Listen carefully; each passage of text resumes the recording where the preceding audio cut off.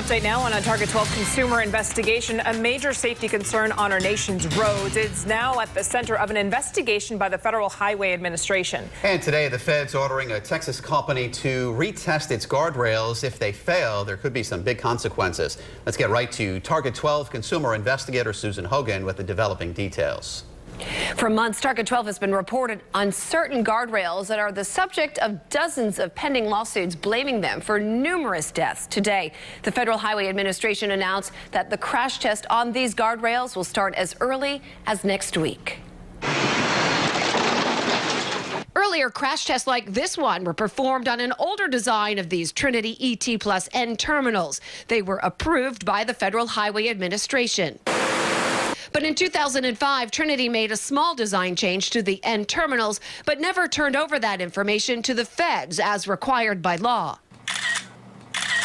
And those changes, according to numerous lawsuits filed, are having a major effect on how the guardrails perform. The lawsuits claim the guardrails have led to serious injuries, including amputations and even death.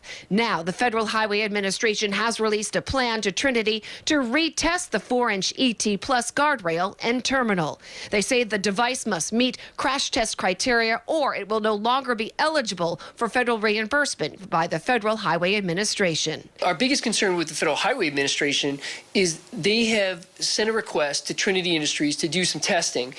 And this is, years after their knowledge that there's a problem. Trinity recently announced it was halting sales of its highway guardrails after losing a multi-million-dollar jury verdict. The jury found the company defrauded the U.S. government about the design change. In a statement to Target 12, the Rhode Island DOT tells us they've been notified by Trinity that there will no longer be further shipments of the ET Plus systems until testing is performed. And they continually monitor these end treatments in Rhode Island and do not have any data to suggest that they are posing a safety hazard. No, Target 12 contacted Trinity Industries. A spokesperson tells us the company will complete the crash test as soon as possible, and the results, they tell us, will confirm that the ET Plus system continues to meet federal safety requirements. With the Target 12 investigators, I'm Susan Hogan, Eyewitness News.